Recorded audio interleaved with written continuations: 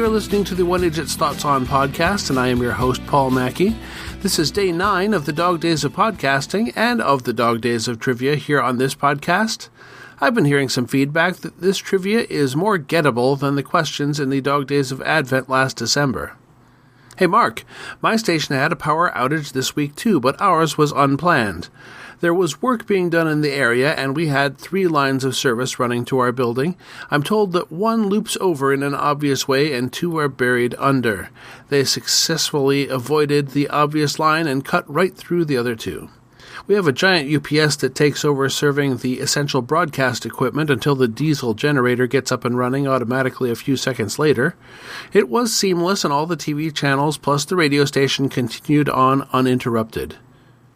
If you don't know, listener, I'm talking to Mark the Encaffeinated One, and he is one of the other participants in this year's Dog Days of Podcasting.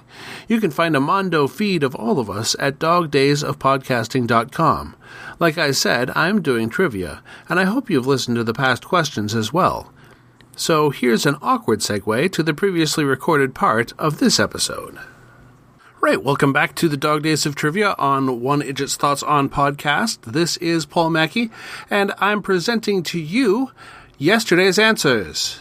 All right, first, in 1979, a burger chain expanded their menu with what they called specialty sandwiches. The 4 new introductions were all served on a larger oblong bun and included fish, ham and cheese, chopped beef steak, or chicken. Only one of the 4 sandwiches remains on the menu. So, as the advertising slogan asked, who's got the best darn burger and a whole lot more? That answer is Burger King. The original chicken sandwich is the survivor out of that quartet.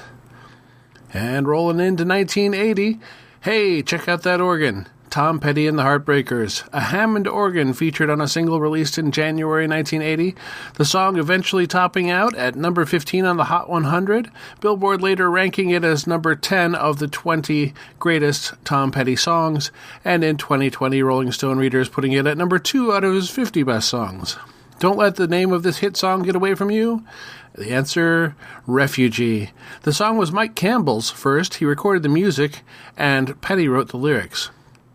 The recording session was a trying time, and Campbell says he actually left for a couple of days before they were able to come together for the final recording. And those were the answers from yesterday. Hope you got some good points. Now into the questions for today. Jeff Goldblum and Ben Vereen starred as the title characters in a TV series that aired early in 1980. It was produced by Stephen J. Cannell using much of the same staff he previously worked with on the recently concluded series The Rockford Files. The show did not involve cycling in office wear.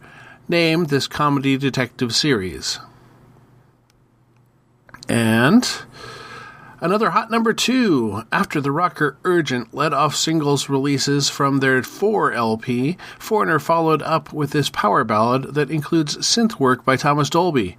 It set a record of 10 weeks of sitting at the 2 spot on the Billboard Hot 100. Olivia Newton-John's Physical overtopped it for the first 9 weeks, and then Hall & Oates' I Can't Go For That jumped over it to number 1 for that 10th week. 10 weeks seems like an awful long time to be tapping your foot and not get to the top. Name this song. And those are the questions of the day. This is the Dog Days of Trivia on the One Idjit's Thoughts On podcast, and I wish you happy hunting.